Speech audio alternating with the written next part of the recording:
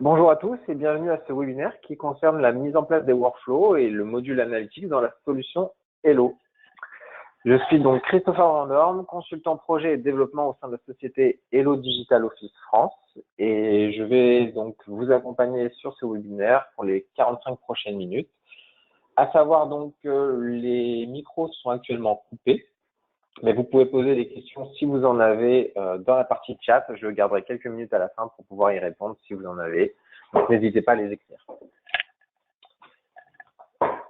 Alors, dans un premier temps, donc, je vais vous présenter le sommaire. Ça va passer dans un premier temps par le contexte. En fait, on va parler un petit peu de la solution, de ce qu'on souhaite mettre en place.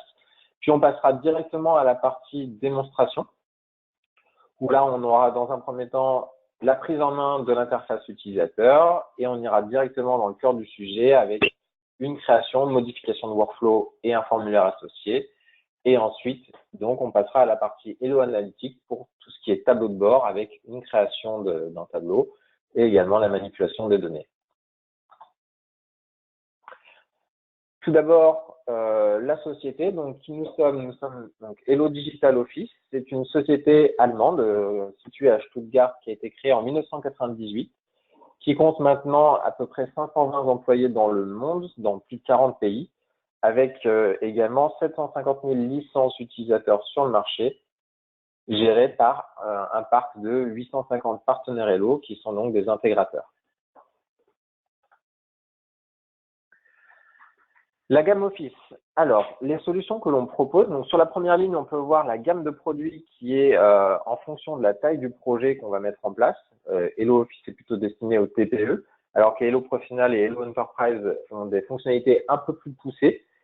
Ce sont exactement les mêmes fonctionnalités sur Hello Professional et Hello Enterprise. La seule différence va se faire en fait au niveau de l'infrastructure qu'on va mettre en place derrière.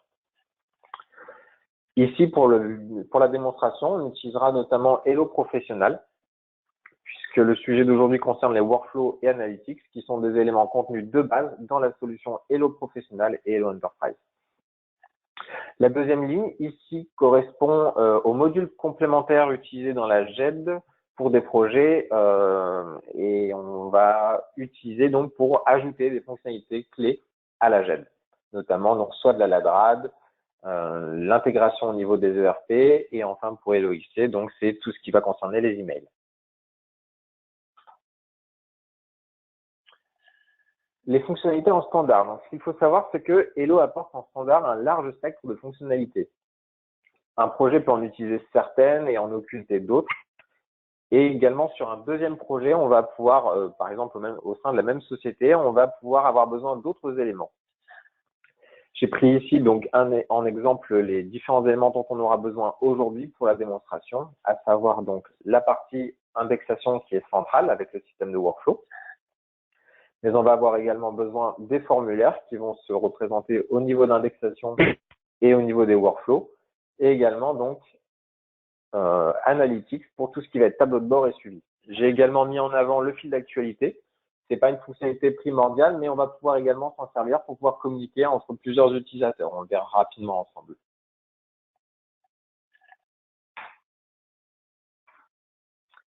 Alors, une solution de dématérialisation de processus. Quels sont les objectifs et bénéfices? Alors, pour moi, il y a 4 grands points forts lorsqu'on choisit de dématérialiser ces processus avec Hello. Le premier, c'est lorsqu'on parle d'un projet de dématérialisation, on admet que ça a un coût, mais c'est aussi avant tout un investissement qui va se récupérer de différentes manières. On pense souvent en premier lieu au coût d'impression, mais il n'y a pas que cela. On va aussi gagner en productivité. Et ça se traduit en fait directement sur le deuxième point avec l'amélioration du temps de contrôle validation. Donc là, en fait, c'est le fait qu'il n'y ait pas de circulation de papier, qu'on puisse aussi envoyer à plusieurs personnes en simultané. Et on va avoir aussi tout ce qui va être automatisation de tâches. Par exemple, ici, je pense notamment à l'envoi de mails en cas d'une date d'échéance qui serait proche pour pouvoir éviter des retards de paiement ou ce genre de choses. Le troisième point, c'est l'accès multiplateforme. Ce qu'il faut savoir, c'est que Hello est disponible sur un logiciel riche installé sur le poste qui peut être cross-platform. C'est ce qu'on va utiliser notamment pour la démonstration. On a également à disposition un client web et aussi un client mobile. il y a aussi il y a aussi un client DMS Desktop qui va être directement intégré à la solution Office, et celui-ci est plus compliqué pour l'utilisation des workflows. Donc les trois premiers dont j'ai parlé permettent la validation des workflows, qui peut du coup se faire de n'importe où. Dans ce troisième point, il y a également la communication avec une application tierce. Alors là, en fait, c'est tout simplement des étapes techniques qui peuvent être ajoutées pour pouvoir échanger des informations avec le RP ou le logiciel de comptabilité, par exemple.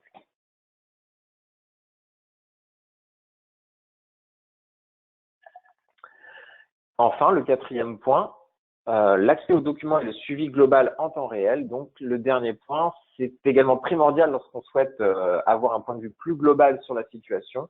Et en utilisant le module Hello Analytics, on va être en mesure de pouvoir générer des tableaux de bord qui vont être complètement interactifs, et ce, de manière très facile. On le verra également pendant la démonstration. Un exemple concret qu'on va utiliser plus tard dans la démonstration, le traitement de factures. L'idée ici, c'est pas forcément de voir toutes les tâches, c'est vraiment de voir en fait l'endroit où on va intervenir, l'endroit où on va interagir aujourd'hui, sur la partie workflow et la partie analytics. Les canaux d'entrée, donc là, effectivement, c'est l'endroit où on va réceptionner les documents, que ce soit des documents numérisés, des emails ou un import en simple glisse et déposé. Le traitement automatique qui peut être ajouté juste après, ici on ne le verra pas, on fera un traitement manuel, mais c'est ici qu'on placerait le traitement automatique si on avait par exemple le module DocXtractor qui est un module de lecture automatique de documents. Par contre, la suite va beaucoup nous intéresser puisque c'est ce qu'on va essayer de mettre en avant aujourd'hui. C'est tout simplement donc la partie contrôle et vérification, approbation, pourquoi pas préparation des écritures comptables dans le cas d'une facture, puis transfert aussi vers une application tierce, à savoir donc vers le RP comptable pour envoyer les informations et recevoir en contrepartie un acquittement. Le tout avec une gestion des litiges qui va se faire sur chacune des étapes. Ça, c'est vraiment ce qu'on va appeler le workflow, donc c'est vraiment le processus complet à partir du moment où le document a été numérisé jusqu'au moment où on n'a plus besoin de l'utiliser. Donc, c'est vraiment tout son cycle de vie qui va être traité au sein du workflow et sur lequel on va avoir une traçabilité dans la solution de GED Hello. Et on peut le voir tout en bas. Donc, on a le tableau de bord qui démarre en fait à partir du moment où le document est passé dans un canal d'entrée jusqu'à la fin, jusqu'au moment où on a eu l'acquittement, comme quoi le document a été traité de A à Z par le logiciel comptable. Donc, toute cette tâche, en fait, permet d'avoir un suivi global sur chacune des étapes et avoir vraiment une situation, une vue d'ensemble. Eh bien, écoutez, place à la démo. Je vais directement passer sur mon environnement de démonstration afin de pouvoir mettre ça de manière un peu plus concrète. Voilà. Alors, on va démarrer la solution, comme je l'avais dit tout à l'heure, avec le client qui est installé sur le poste. Je vais me connecter en tant qu'administrateur pour le moment. Et là, l'idée, donc, c'est de vous faire une présentation dans un premier temps de l'interface pour qu'on puisse se familiariser avec l'environnement. Et ensuite, on passera directement au cœur du sujet avec la manipulation des workflows et également de Hello Analytics sur la fin. Voilà, donc là, je viens de me connecter. J'arrive directement sur la page d'accueil qui va être séparée en plusieurs, où l'interface est séparée en plusieurs parties, en plusieurs sections. La première qui est tout à gauche correspond en fait aux tuiles. Les tuiles sont des éléments interactifs qui sont des raccourcis vers des modules du logiciel. Par exemple, on va retrouver des tuiles d'archives qui nous permettent d'aller soit dans l'archive complète, soit dans une partie de l'arborescence, comme par exemple ici avec un raccourci dans les factures fournisseurs. On peut avoir aussi des tuiles qui correspondent à des tâches. On voit ici, on a par exemple une tâche fournisseur qui est en attente, mais on va avoir également des tuiles qui vont correspondre à des recherches, qu'elles soient globales, comme le grand bouton qu'on trouve ici sur cette droite, ou alors des plus petits boutons avec des recherches déjà bien particulières et déjà bien paramétrées. On peut avoir aussi en bas la possibilité d'avoir des raccourcis vers des tableaux de bord, comme on le verra un petit peu plus tard. Voilà. Sur la partie droite, on va trouver le fil d'actualité. Alors, le fil d'actualité est assez important puisqu'on va également s'en servir comme première méthode en fait pour diffuser de l'information, pour communiquer avec les autres utilisateurs. On le voit ici au milieu, donc par exemple, l'administrateur a déposé un nouveau document qui s'appelle Analytics Documentation. Et on voit en dessous, il y a en fait des commentaires qui ont été rajoutés, un peu à la manière des réseaux sociaux, où on va pouvoir citer des personnes pour que justement les commentaires qu'on écrit apparaissent directement sur leur fil d'actualité lorsqu'ils se connectent. Par exemple, ici, on avait mis un @Guy Mercier, le moteur utilisé le plus performant sur le marché, etc. Et ce qui fait que lorsque Guy Mercier s'est connecté à la GED, sur son fil d'actualité, il a vu directement le message de l'administrateur. Donc voilà pour le fil d'actualité. Je vais y revenir juste après puisqu'on va essayer justement de l'utiliser et voir un peu comment ça se concrétise entre deux utilisateurs. Mais juste avant ça, j'aimerais passer sur la partie archives. Donc là, en bas, on voit en fait qu'il y a un certain nombre d'onglets qui correspondent en fait aux différents modules de la solution.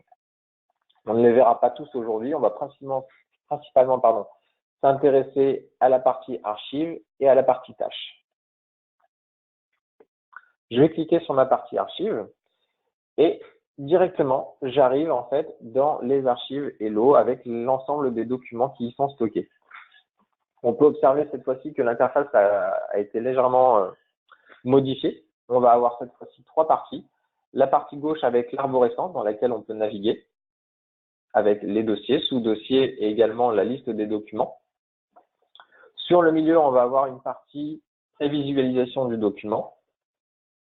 Et sur la droite, on va avoir en fait les informations qui sont rattachées à ce document. C'est ce qu'on appelle en fait les informations d'indexation.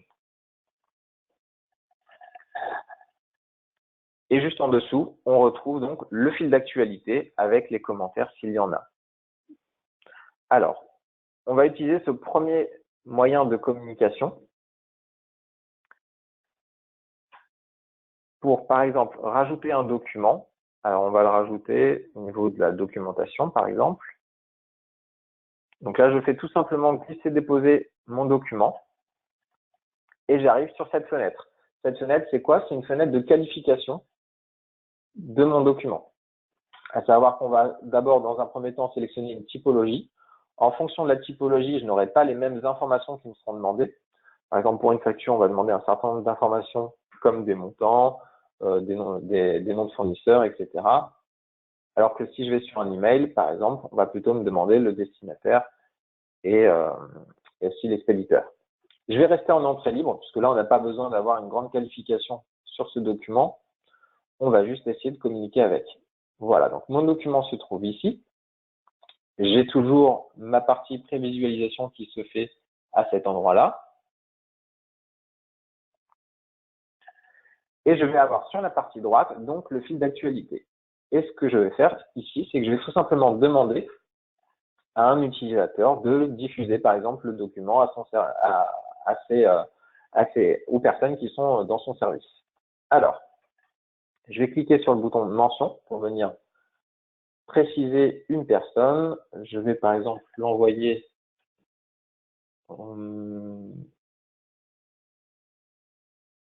à Guy Mercier.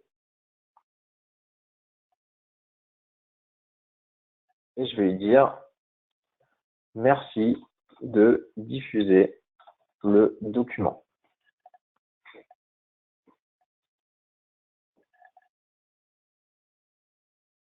Je crée le message apparaît, on voit également la mention de l'utilisateur qui apparaît en dessous. Et maintenant, on va tout simplement fermer l'interface et se connecter en tant que Guy Mercier pour pouvoir visualiser en fait la manière dont ça va apparaître sur sa page d'accueil. Petite parenthèse ici, on voit que pour se connecter à la solution, on a besoin d'un identifiant d'un mot de passe. L'archive est déjà automatiquement présélectionnée, et également la langue aussi, à savoir qu'Hello est un logiciel multilingue. Une fois que je me suis connecté, on observe donc qu'on a la même page d'accueil, mais cette fois-ci, elle est légèrement différente parce qu'on n'est pas connecté avec le même profil. Donc, on n'a pas forcément les mêmes tuiles. C'est vraiment quelque chose qui peut être personnalisé en fonction de l'utilisateur. Et par contre, on va observer donc que l'administrateur a déposé un nouveau document aujourd'hui, qui est la brochure qu'on a mis il y a 2 minutes. On le voit ici. Il y a également un commentaire qui me concerne directement. C'est pourquoi donc je le vois apparaître tout en haut de mon fil d'actualité, avec merci de diffuser le document. Donc, on va cliquer directement sur le lien qui est proposé pour arriver sur la partie archive, à l'endroit où est stockée ma brochure. L'idée ici va être d'effectuer une diffusion. Alors, là, effectivement, on va la faire de manière instantanée, mais on pourrait imaginer que cette diffusion soit à faire, par exemple, uniquement dans une semaine. Là, on va pouvoir utiliser une méthode qui est intéressante, qui est le suivi. C'est le deuxième moyen de communication. C'est un mini workflow de une seule tâche qui a la particularité, c'est de pouvoir être mise en attente dans le temps. C'est-à-dire que là, on va pouvoir choisir la date à laquelle ça sera diffusé. Donc là, évidemment, pour la démonstration, on va le mettre à la date du jour. Donc effectivement, ça nous met que c'est une date révolue, donc ça va apparaître directement dans les tâches à faire. Et on peut se l'envoyer à nous-mêmes ou à un autre utilisateur, au groupe d'utilisateurs. Donc là, ici, on va le garder pour nous-mêmes et on va voir comment ça se traduit. Donc là, on le voit en haut, le suivi a été créé. Et dans ma partie tâches, donc si je vais dans mes tâches, cette fois-ci, ce n'est plus sur le fil d'actualité que je vais avoir l'information, mais directement dans la partie tâches. Dans l'onglet tâches, je vais retrouver en fait mon suivi qui apparaît ici. Effectivement, là, je vois que j'ai un suivi à faire sur ce document. Lorsque je suis ici, je peux basculer vers mon document pour pouvoir arriver sur celui-ci et pouvoir effectuer ma tâche de diffusion. Donc là, c'est ce qu'on va faire. On va utiliser une troisième méthode de diffusion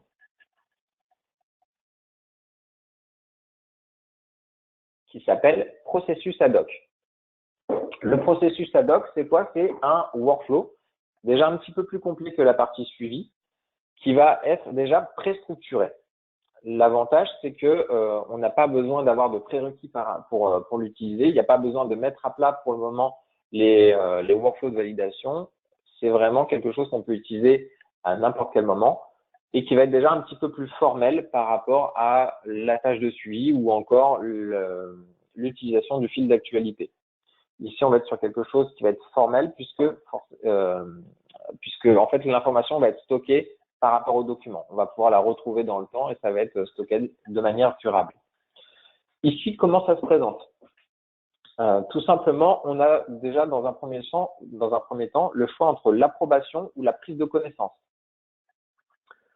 Selon ce qu'il y a à faire, soit approuver, soit juste lire le document. Et également, ensuite, il va falloir choisir la méthode de diffusion s'il y a plusieurs utilisateurs, à savoir soit en série, donc les personnes vont valider ou prendre connaissance l'une après l'autre, ou alors en parallèle, c'est-à-dire que là, on va diffuser le document, comme je l'avais dit dans la présentation tout à l'heure, en simultané à plusieurs personnes. On va faire une prise de connaissance en parallèle et on va l'envoyer par exemple à 2 utilisateurs. Là, juste en dessous, on a juste besoin de mettre les premières lettres de la personne. Je la sélectionne. Elle apparaît en dessous. On va l'envoyer à 2 personnes. Voilà. Je valide. Et le processus a été démarré. Donc maintenant, ce qu'on va faire, c'est qu'on va regarder tout simplement comment ça se concrétise pour les autres utilisateurs. Donc, je me déconnecte de cet utilisateur Guy Mercier pour aller vers un des 2 destinataires à qui on l'a envoyé, soit donc Christophe Bouvier ou alors Robert Legrand. On va se connecter en tant que Christophe Bouvier.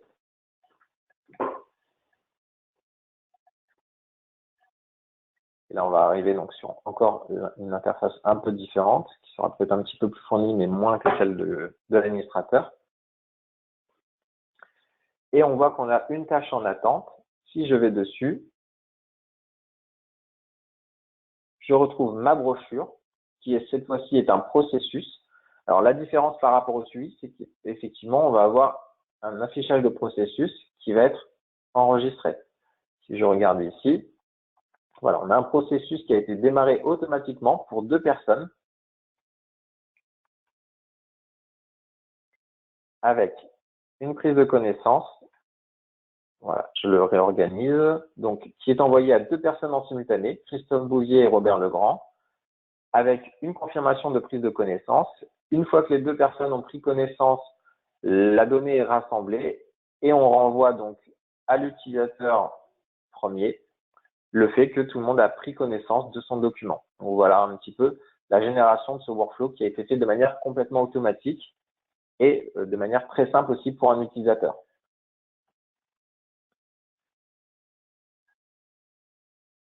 Alors ici, je vais transférer, confirmer ma prise de connaissance et hop, tout simplement, mon document a disparu de mes tâches en cours. On voit également que le petit 1 qui indiquait que j'avais un élément en attente a disparu, ce qui signifie bien donc qu'on a effectué la tâche qu'on attendait de nous et qui du coup a été traitée.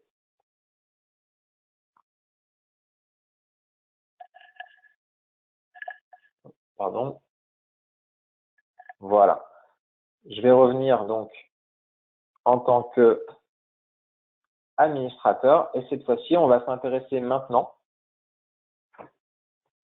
à une partie des workflows qui va être un peu plus complexe, mais qui va nous permettre de faire des choses de manière beaucoup plus personnalisée, beaucoup plus adaptée, notamment à vos processus métiers. Donc cette fois-ci, on va venir créer le workflow de toute pièce.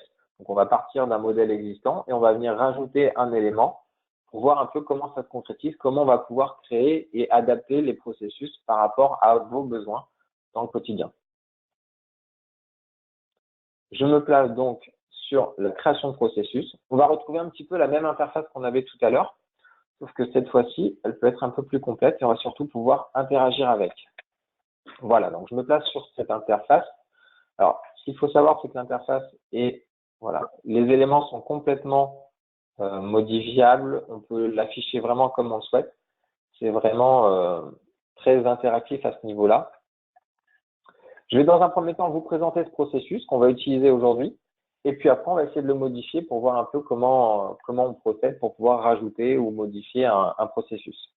Donc, on a une première étape qui est tout simplement un nœud de démarrage qui fait que lorsqu'on va avoir une facture webinaire qui va arriver dans la gestion électronique de documents, automatiquement, le processus facture webinaire sera démarré. Première étape, elle est envoyée au propriétaire pour une tâche d'indexation. L'indexation, on en avait parlé tout à l'heure, c'est tout simplement la qualification du document. Donc, c'est dans le workflow qu'on fera cette qualification-là. Puis, une fois que cette phase d'indexation est terminée, on va faire un envoi pour validation où on va faire une vérification du montant commandé. Et si celui-ci est supérieur à 1 000 €, dans ces cas-là, ça partira automatiquement donc vers Guy Mercier pour une validation des factures importantes. Si par contre, au contraire, le montant est inférieur à 1 000 €, on ira directement en validation auprès de Christophe Bouvier, qui aura le choix de soit valider, soit de rejeter la facture. À savoir que ces 2 étapes à la fin sont des étapes dites techniques. J'en avais parlé également très rapidement. Une étape technique, ça peut se présenter de différentes manières, mais ce qu'il faut retenir, c'est qu'on va pouvoir interagir soit sur les informations du masque d'indexation, soit venir communiquer aussi avec des applications tierces pour venir récupérer des informations ou en envoyer, par exemple. On peut se servir aussi d'étapes techniques pour déterminer aussi qui serait la prochaine personne à valider si dans votre processus de validation, ça peut varier en fonction de différents éléments qui ne peuvent pas être automatisés. Ici, j'ai choisi tout simplement de mettre une étape technique où il y a un petit peu de code ici qui nous indique tout simplement en fait la mise en place d'un système de statut automatiquement. Globalement, lorsqu'on va valider, le statut va passer en BAP, alors que lorsqu'on va rejeter, le statut va passer automatiquement en mode rejet. Là, ce qu'on va faire ici, c'est qu'on va tout simplement rajouter une étape pour la gestion des litiges. Donc, je sélectionne en haut dans mes boutons d'action le petit nœud utilisateur qu'on va venir rajouter ici.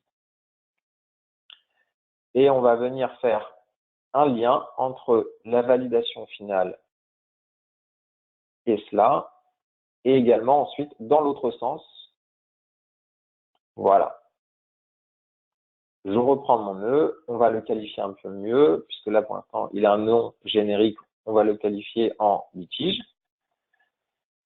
On ne va pas le mettre, on peut le laisser au propriétaire, ou on peut mettre par exemple un autre utilisateur, tel que Robert Legrand.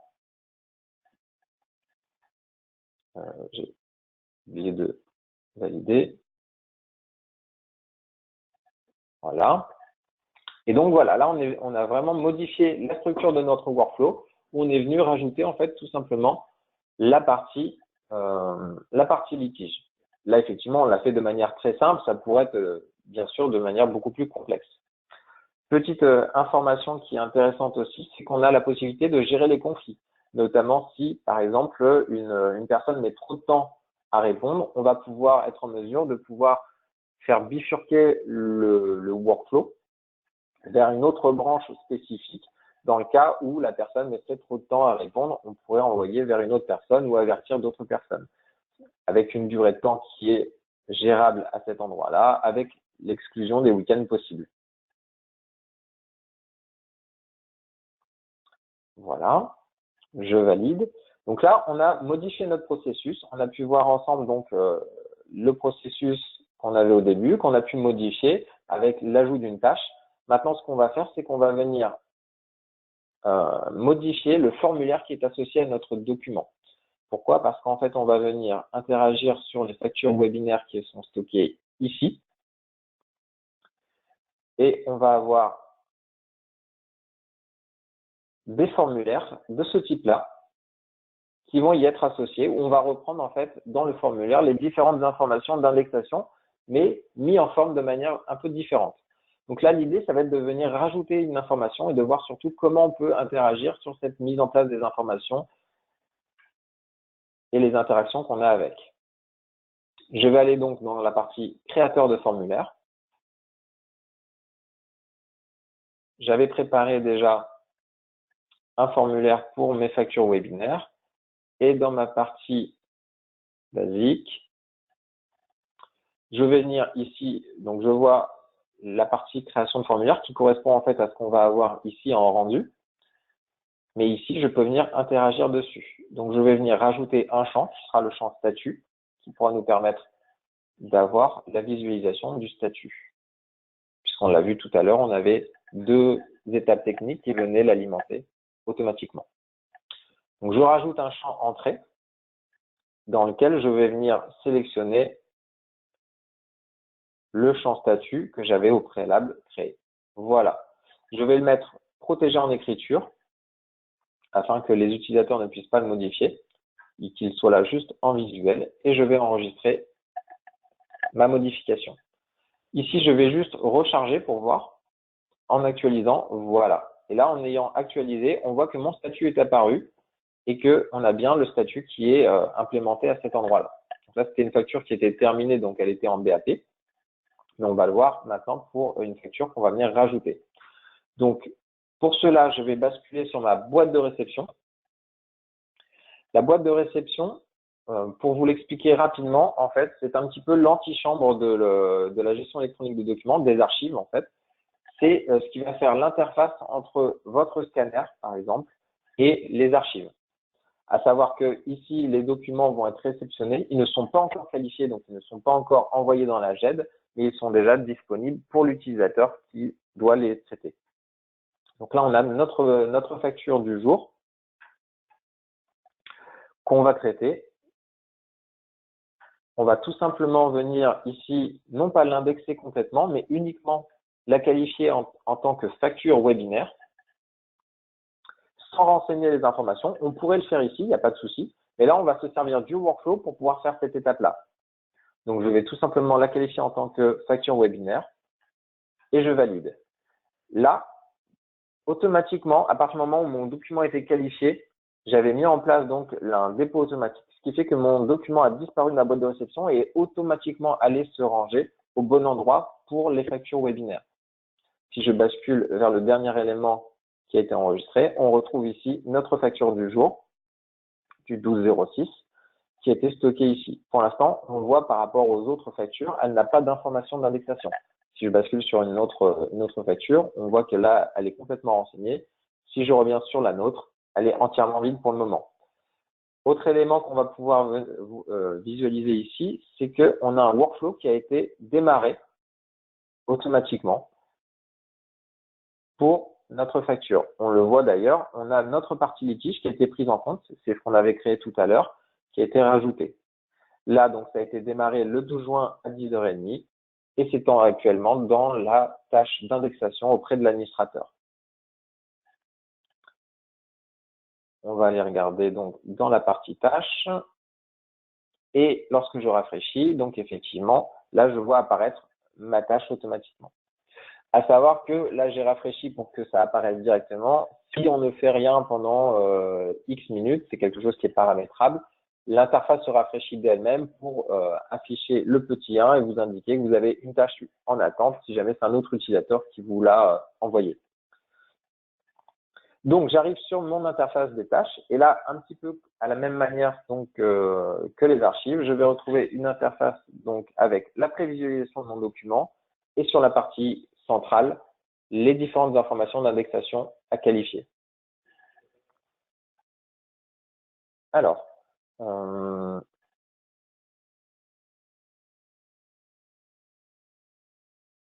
attendez un instant.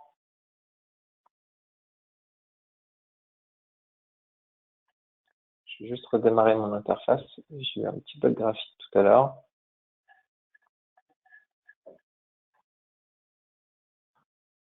Voilà. Donc là, l'idée de ce qu'on va faire, c'est qu'on va tout simplement renseigner l'information, les informations qui sont attendues, et on va voir comment ça va se comporter pour aller jusqu'à l'étape suivante. L'idée est notamment de voir l'automatisme qui se sera fait par rapport au montant. Donc, je reviens sur mon document. Voilà, cette fois-ci, j'ai la main. Alors, on va tout simplement qualifier notre document. On va commencer à saisir le nom du fournisseur. J'ai juste à saisir le début. Et là, on peut venir interroger une base de données pour pouvoir compléter des informations automatiquement. Donc, j'ai uniquement saisi les premières lettres de mon nom de fournisseur. Et lorsque je le sélectionne, toutes les informations de mon fournisseur se sont remplies automatiquement. On va pouvoir également être en mesure de se servir de la couche OCR. Qu'est-ce que c'est une couche OCR? C'est tout simplement en fait la lecture des informations de votre facture qui se fait par le logiciel et qui vous permet de ne pas avoir à ressaisir les informations. Là, j'ai simplement cliqué sur le numéro de facture et je n'ai plus qu'à le mettre ensuite dans mon champ prévu à cet effet. Voilà, je peux renseigner aussi des éléments à la main. Je peux en venir en sélectionner d'autres. Et je peux aussi me servir, par exemple, de petits outils comme un calendrier pour indiquer la date de livraison. Voilà. Une fois que j'ai effectué cela, j'ai juste à cliquer sur « Envoi pour validation ». Pourquoi je n'ai qu'un seul choix? Tout simplement, en fait, c'est traduit par notre workflow où ici, on voit qu'on a une seule flèche qui part vers une seule étape qui s'appelle « Envoi pour validation ». Normalement, lorsqu'on va se connecter en tant que Christophe Bouvier, on devra avoir un petit peu plus de choix. On va le voir ensemble. Je fais envoi pour validation. Mon document a donc disparu et je vais pouvoir me connecter en tant que Christophe Bouvier. Et si tout s'est bien passé, on devra avoir donc la tâche qui est en attente dans notre interface.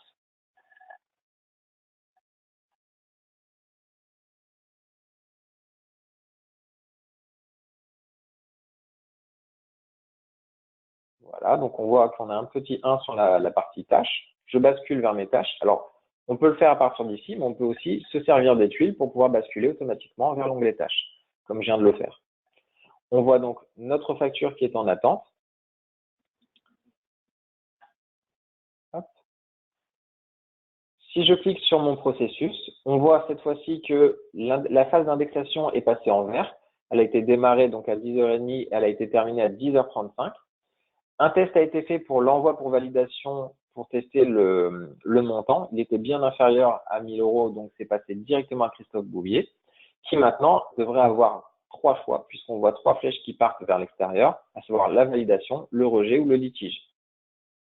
Si je reviens donc sur mon formulaire qui est déjà rempli, donc là on n'a pas grand-chose à faire si ce n'est vérifier les informations, on a bien en prochaine étape de traitement la validation, le rejet, qui était déjà présent avant, mais on a également le bouton litige qui s'est créé lorsqu'on a modifié manuellement notre workflow ensemble. Je vais tout simplement valider cette fois-ci pour pas reperdre de temps sur les étapes de validation. Et donc là, mon workflow a été terminé.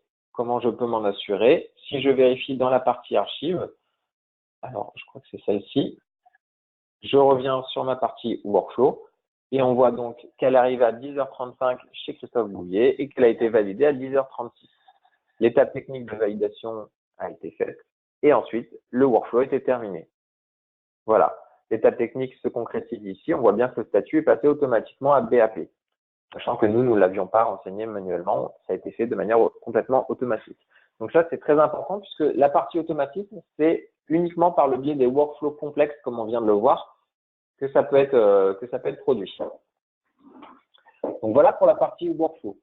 Donc, une fois qu'on a effectué cela, ce qui va être intéressant, c'est de passer sur la partie analytics pour pouvoir gérer les factures qu'on a insérées, mais de manière beaucoup plus globale et avoir surtout un suivi très global par rapport à cela. Donc, je vais revenir sur mes tuiles. Alors, je vais repasser peut-être en administrateur pour pouvoir l'administrer avec vous et ensuite on verra ce que ça donne côté utilisation.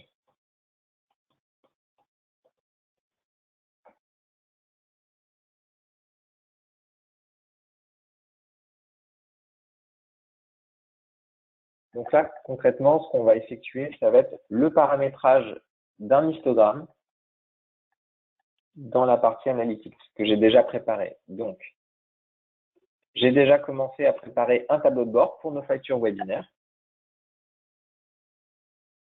dans lequel on va retrouver un camembert, des données métriques et la liste de nos documents. On voit ici en haut à droite, on a un espace libre dans lequel on va rajouter un histogramme. Et l'idée, ce serait par exemple de faire la somme des montants par fournisseur pour voir un petit peu quels sont le top 5 par exemple de nos fournisseurs. Donc, je vais revenir sur ma page d'accueil et je vais aller sur la rubrique Analytics pour pouvoir créer cela. Alors, Analytics, ce qu'il faut savoir, c'est que c'est basé sur la technologie donc Elasticsearch. Donc, c'est le moteur de recherche et le module de visualisation des données qui est utilisé est le module Kibana, qui est également très connu. Donc là, on va effectuer la modification de notre tableau de bord en 3 étapes. La première étape, ça va être assez rapide, vous allez voir. La première étape, donc, ça va être la sélection des informations et également des filtres qu'on veut faire. Donc là, j'en avais présélectionné une. Je la charge. Voilà, globalement, j'ai sélectionné les informations qui m'intéressent, à savoir donc le statut, le type de document, le nom du client et le montant. Et on peut le voir un petit peu au-dessus, ici, j'ai effectué un filtre en fait en indiquant que le masque que je souhaitais utiliser était le masque facture webinaire. Comme ça me permet déjà d'avoir un tableau de bord qui va correspondre uniquement à mes factures webinaires, puisqu'effectivement on peut avoir d'autres types de documents et peut-être d'autres tableaux de bord associés. Donc ça, c'était ma première étape. La deuxième, ça va être la création en fait de mon élément. Donc là, on voit, j'en avais déjà 2 qui étaient créés, donc les données métriques et mon camembert, et je vais pouvoir en rajouter d'autres. Donc là, on le voit, on a plusieurs types de visualisation qui sont disponibles, à savoir que dans la toute dernière version, il y en a également d'autres qui ont été rajoutés. On va retrouver notamment ici nos histogrammes. On peut également le faire à partir de notre recherche. Si je vais par exemple sur mon nom du client, on le voit ici, j'ai un bouton visualisation qui me permet de passer directement sur la partie histogramme pour pouvoir générer un premier rendu à partir de la donnée qui aura été sélectionnée, par exemple le nom du client. On va le faire puisque ça va déjà nous préparer le travail. Ce que ça a produit dans un premier temps, c'est un histogramme avec sur l'axe des X, donc les clients, donc ça c'est parfait, c'est ce qu'on veut. Par contre, sur les Y, on voit que ça nous a fait tout simplement un compteur de factures pour chaque client. L'idée ici, c'est de ne pas avoir un compteur, mais plutôt une somme des montants. Donc, on va changer cela. On va mettre non pas un count, mais un somme. et on va sélectionner le champ en question. Donc là, j'ai mon masque facture webinaire. Je vais sélectionner le montant. Je vais mettre le label montant et je vais appuyer sur Play pour voir un petit peu le rendu. Donc voilà.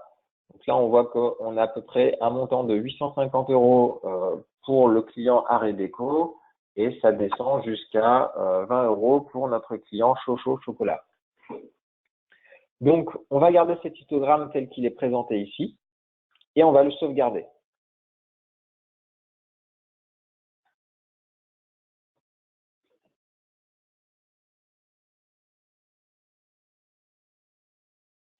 Je sauvegarde et je vais maintenant aller sur mon tableau de bord. Je sélectionne le tableau de bord qu'on avait déjà préparé mais qui présente un emplacement vide en haut à droite. Je vais cliquer sur Edit pour pouvoir le modifier. Là, on voit que cette fois-ci, les éléments peuvent être modifiés, agrandis, réduits, bougés. Donc là, c'est totalement paramétrable et on peut également ajouter un élément. Donc là, c'est ce qu'on va faire. On va venir ajouter notre histogramme.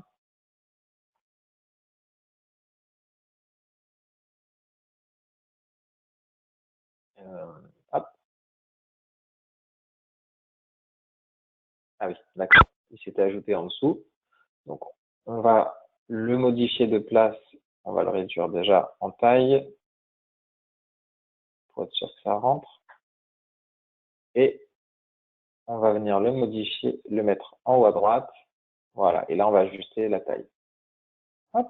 Voilà. Et si on enlève la légende, parfait. Très bien. Donc là, je vais sauvegarder. Je vais sauvegarder sur le dashboard qu'on avait déjà préparé. Et si donc je reviens dans ma partie visualisation, donc de facture webinaire, je mets à jour, je rafraîchis, et on devrait avoir notre histogramme qui apparaît en bas à droite. Donc là, les couleurs, je ne les ai pas paramétrées. Il faut savoir effectivement qu'on peut venir modifier les couleurs comme on souhaite. Bien sûr, il n'y a pas de souci. Petite chose importante, là, on a fini de créer donc notre dashboard, notre tableau de bord. Ce qu'il faut savoir, c'est que maintenant, il est complètement interactif. J'en avais parlé tout à l'heure. Si je clique sur un élément, par exemple, les éléments qui sont en BAP, ça va automatiquement filtrer le reste du tableau de bord pour nous indiquer uniquement ce qui correspondra au filtre qu'on vient d'appliquer. Donc là, on a uniquement 7 factures qui sont en bon à payer pour un montant total de 1 581,70 €. Et on a à droite, par exemple, l'histogramme qui nous permet d'avoir la répartition de ces différents montants. Si j'enlève mon filtre, je peux avoir, par exemple, la liste des factures qui sont actuellement en rejet. Donc ça, c'est vraiment intéressant puisque on va pouvoir s'en servir aussi pour pouvoir aller jusqu'au détail, donc partir de manière très globale et aller jusqu'au détail. Par exemple, lorsque je vais sur mes rejets, je peux cliquer ensuite sur la facture qui reste pour la visualiser et voir pourquoi elle est en rejet et effectivement derrière faire des traitements. Donc ça nous permet de partir de manière très globale pour aller jusqu'au détail. Voilà un petit peu pour cette partie analytics. Alors, je vais revenir sur la présentation.